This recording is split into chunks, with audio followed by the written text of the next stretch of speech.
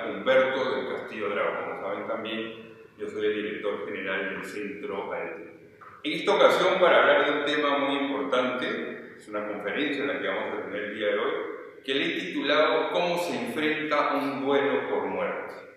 ¿Cómo se enfrenta un duelo por muerte? Saben que estas iniciativas desde mi canal YouTube se llaman Psicología para la Vida. Entonces, desde Psicología para la Vida y desde el Centro RT vamos a desarrollar este tema del duelo por muerte. Es un duelo importante. Lo primero que quiero decirles a manera de introducción, aunque es algo, digamos, que todos sabemos, pero creo que vale la pena que tomemos conciencia, es que el hombre tiene una vida limitada, genéticamente limitada, ¿no? La expectativa media para las mujeres es más o menos de 80 años, para los hombres de 76.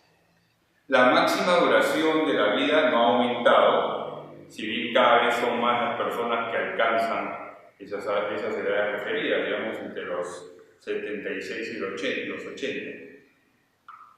Sin embargo, sabemos que físicamente pues, no somos eternos, ¿no? Nos vamos a morir, algún día nos vamos a morir, todos vamos a morir. Es obvio que con la edad se envejece y se produce una declinación de las capacidades intelectuales y físicas, aún en situación de salud.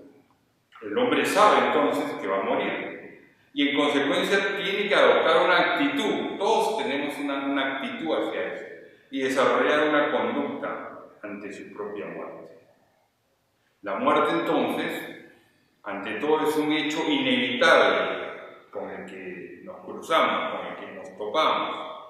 Nadie duda de la muerte, todos vamos a morir. Aunque obviamente hay algunos que lo puedan evadir, no quieren hablar de ese tema, nos duele mucho, etc., nos cuestiona.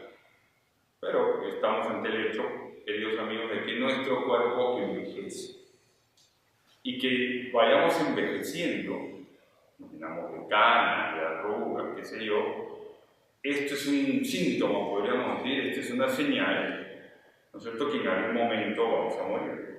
Y esto, queridos amigos, no es solo una constatación externa, sino es una experiencia personal o interior, lo que nos conduce a esa pregunta por este significado de la muerte. La muerte de un ser querido, obvio, causa un profundo dolor y muchas consecuencias en la vida de los demás.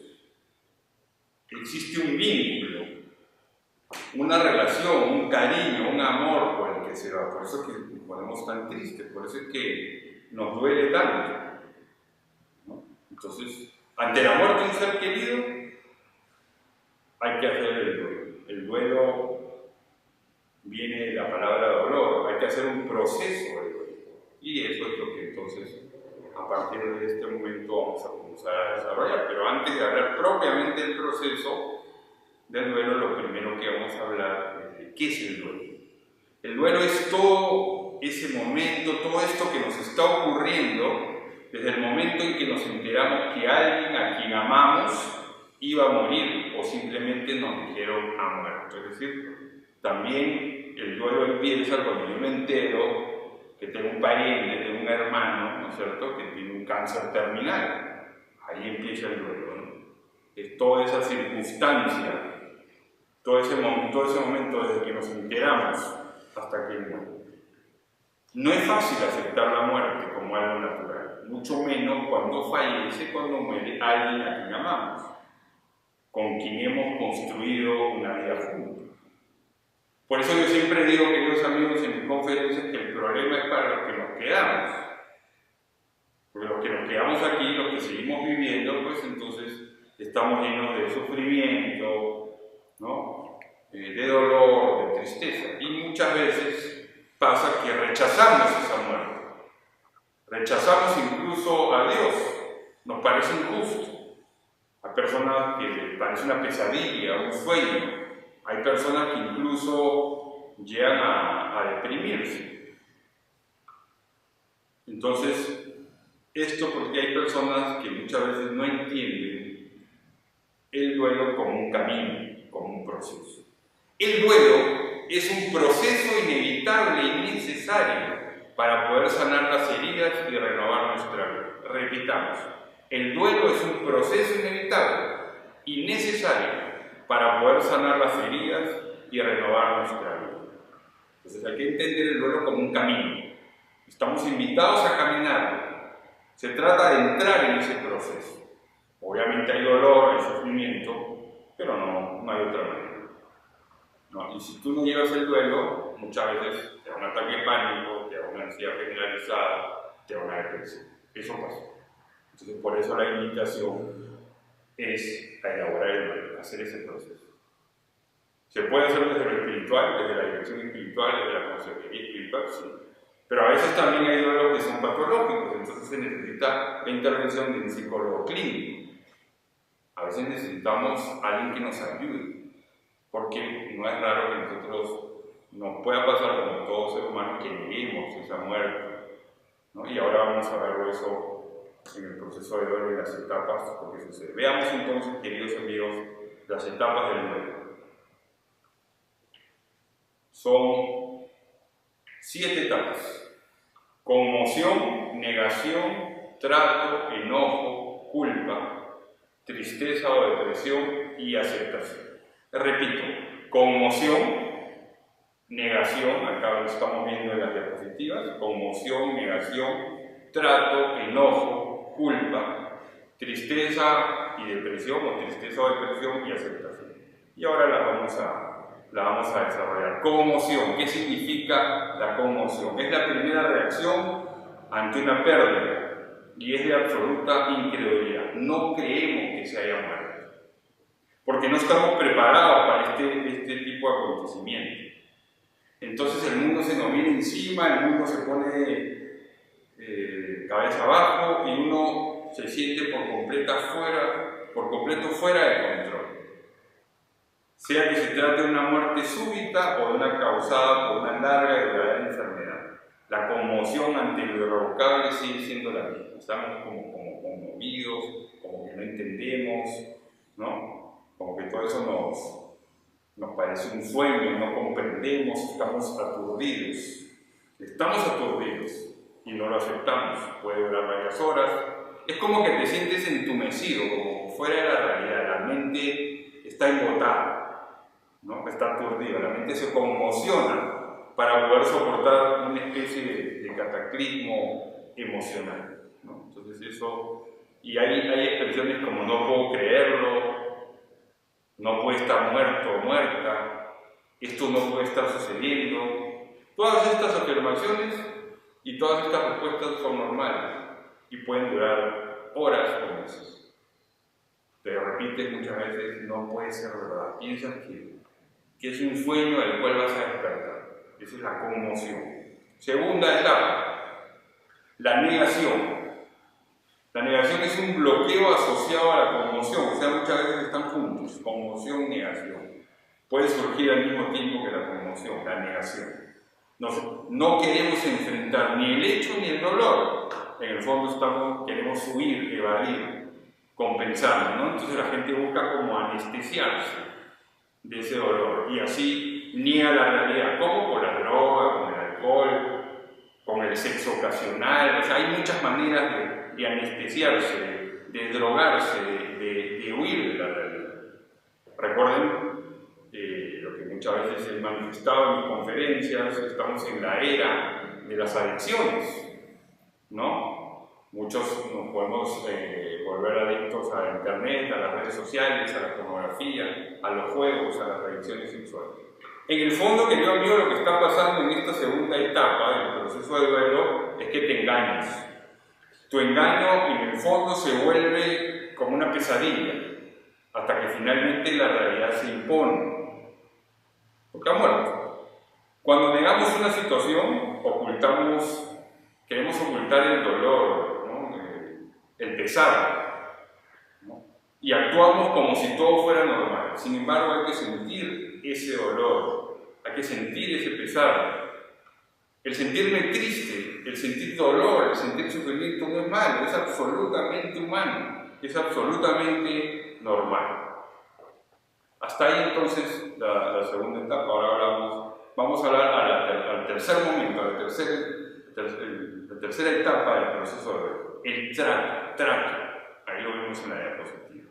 Es habitual comenzar a hacer tratos ante la muerte de un ser querido, pidiéndole al Ser Supremo, pidiéndole a Dios que le conserve la vida a cambio de una modificación de nuestra conducta. Entonces comienzo a hacer un trato, un convenio, un pacto con el Ser Supremo para que no se lo lleve.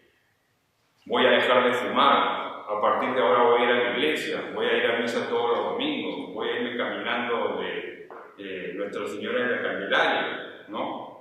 Etcétera. Hago un trato, un convenio para que no se vaya. Estos convenios existen inclusive después de la pérdida, después de que ya se fue, ¿no? Eso también pasa.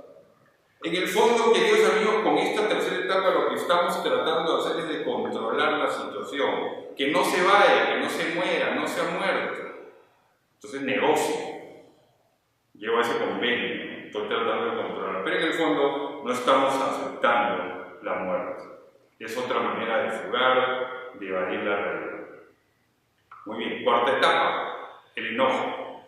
Es muy común enojarse cuando alguien muere, porque la muerte es un hecho que no podemos controlar. Entonces ahí hay enojo, hay rabia, hay ira. El otro día yo estaba dando una conferencia para un cementerio del Perú y había mucha gente en el chat. Y era todo el tema del COVID, las normas que dio el gobierno para los velorios, situaciones muy dolorosas, ¿no? Y había una señora que se estaba quejando en el chat, pero no se estaba quejando de la charla, porque la charla en general estaba buena. Se estaba quejando de cómo la había atendido el cementerio. Y yo ya me había dado cuenta, revisando las redes sociales de este cementerio, que esta señora ya había puesto, o no sé si era la misma o alguien que había puesto el mismo mensaje en varios diálogos, en varios comentarios. Entonces yo le pedía a la señora yo le decía, mire, yo entiendo su dolor, entiendo su tristeza, entiendo su sufrimiento, entiendo su molestia y su ira, ¿no es cierto? Porque muchas veces la tristeza está conectada con la ira y con la ansiedad. Pero respete, porque esta no es la circunstancia, yo no tengo nada que ver con una norma que dio el gobierno y que el cementerio la empresa está llevando adelante, porque es una norma de aislamiento social como la que ha sucedido con el COVID-19. Entonces nuestra ira se dirige a todos aquellos a quienes nos sentimos responsables de colocarnos en esta situación. Entonces nos rogamos, estamos agresivos, estamos enojados con la persona que ha fallecido por dejarnos, culpamos a Dios de la situación. ¿Cómo pudo Dios hacerme esto? Dios, ¿por qué te lo llevaste? Hay un reclamo, hay un fastidio, hay una molestia. Inclusive puede darse como un bloqueo en mi relación con Dios Padre, ¿no? Eso pasa. Hay otras personas que se victimizan, que es decir, que le echan la culpa a todo el mundo y que lo asumen con responsabilidad. Bueno, pasó, sucedió. Nos sentimos víctimas de algún poder invisible que quiere castigarnos. En el fondo, queridos amigos, estamos enojados con nosotros mismos, ¿no? Y no estuve, pude hacer aquello, ¿no? Y eso es me enojo con el hospital, con los médicos, explotamos con rabietas. El enojo puede ser interno y causar depresiones o desesperación. Es comprensible el enojo durante un tiempo, podríamos decir que es común y normal, es decir, que pasa, que sucede, que es parte de ese proceso. La ira, obviamente, muchas veces me puede llevar a la amargura e inclusive a la depresión. Quinta etapa, que es muy importante, es la culpa. Se siente que fallamos ante una obligación, que hicimos algo mal. No lo llevé a tiempo al hospital, lo debí cambiar de médico, debí estar ahí presente, ¿no? Algo que hicimos mal o que hubiésemos podido haber hecho mejor. En el fondo es porque te estás echando la culpa. Un aspecto de la culpa es reprocharse a uno mismo. Por ejemplo, los padres que pierden a un hijo, ¿para qué le di permiso para que se vaya a ese paseo donde se accidentó? ¿No? Entonces se sienten culpables y ahí hay que hacer, queridos amigos, una distinción entre lo que es culpa y responsabilidad. Hay situaciones en las que yo no tengo la culpa. Claro, puedo ser responsable de algunas cosas, pero nada sacas anclándote y quedándote en la culpa, porque la culpa se vuelve entonces una culpa patológica. ¿Por qué no lo llevamos? ¿Por qué lo dejamos ir? No se vio bajar de luz, ¿no? Eso es algo muy importante. La culpa es aún más profunda cuando uno es parte de la tragedia que se llevó la vida de alguien, ¿no? O sea, alguien que estaba conduciendo, por ejemplo, y el que muere es el copiloto, ¿no? O si alguien a quien amas muere pues, en un accidente de auto, ¿no? Lo que estoy diciendo es que tú estás manejando, ¿no? Entonces la culpa se convierte en sentimientos de inutilidad y autocondena. Te estás condenando, te estás fragilando, te estás latigando. Los sobrevivientes, como se dice, se sienten culpables porque están vivos y el otro murió. Y eso es algo muy, pero muy duro, ¿no? Entonces esta etapa es importante. Se podría agregar a veces la presión de los miembros de la familia del difunto, ¿no? Que secretamente suelen culpar a algunos de los parientes, ¿no? Que podríamos llamar sobrevivientes, ¿no? Cuando alguien muere inesperadamente, quedan temas pendientes, ¿no? Uy, ¿por qué no hablé de eso, ¿no? El tema de la herencia, el tema de las deudas, ya no hay nada que hacer, que se murió, ¿no? La persona que estaba moribunda dijo, yo quiero que hagan con esto tal o cual cosa, pero la otra persona de pronto decide otra cosa y ya no hay nada que hacer. Sentimos culpa por no haber hablado, por no haber dicho, por no haber conversado. Entonces hay que hacernos la pregunta, si tú estás en un duelo por muerte, hazte la pregunta si estás tú con ese sentimiento de culpa, si te estás echando la culpa. Y hay que tratar, queridos amigos, de ser objetivos, de buscar la verdad. Hay que enfrentar la realidad. No podemos hacer nada, se murió. Sentirte culpable por algo que ya pasó no va a cambiar. Hay que avanzar en el proceso de duelo. Puede ser que sí seas responsable. Entonces la invitación ahí es aceptar, ¿no? Y abrirte al perdón y a la reconciliación. Sexta etapa de este proceso de duelo, queridos amigos, también un momento muy importante. La sexta etapa es la de la tristeza y la depresión. La tristeza es lo más normal, es lo normal ante la muerte de un ser querido. ¿Por qué? Porque la tristeza es una reacción sentimental, es una reacción afectiva, es una emoción primaria. Va a suceder de todas maneras. Sería raro que se muera alguien que yo quiero y no esté triste. No hay que tenerle miedo entonces a la tristeza. Es lo normal, incluso podríamos decir que es lo natural, la tristeza y el dolor. La persona que se fue no va a estar más con nosotros, no está más. No es raro que nos preguntemos qué voy a hacer sin él, cómo voy a hacer ahora para continuar. Ya no está más. La vida no va a ser la misma. Resulta difícil volver a casa y reacomodar nuestras vidas. Nos cuestionamos, nos preguntamos, ¿no? Hay gente que te pregunta, ¿mi vida tiene sentido? Por ejemplo, cuando una madre pierde a un hijo, ¿no? Es algo muy doloroso, es un duelo muy particular, ¿no? Te preguntas, ¿para qué estamos aquí? A mí me ha pasado, ¿no? Alguien muy cercano a mí decía, ¿por qué no me morí yo? ¿Y por qué se murió mi hija? ¿No? Descubrimos la sensación o sentimiento de hastío, de cansancio, de aburrimiento, de pereza. Sin embargo, esta tristeza no tenemos forma de cambiarla. Hay que avanzar, hay que sentir esa tristeza.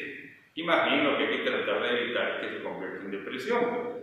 Si se convierte en depresión no hay ningún problema, hay que acudir a un psicólogo, a un psicoterapeuta. Y con algunas sesiones, por ejemplo, de terapia cognitiva conductual, TREC, lo que sea, eso se sana. No necesariamente alguien que se deprime tiene que tomar medicación.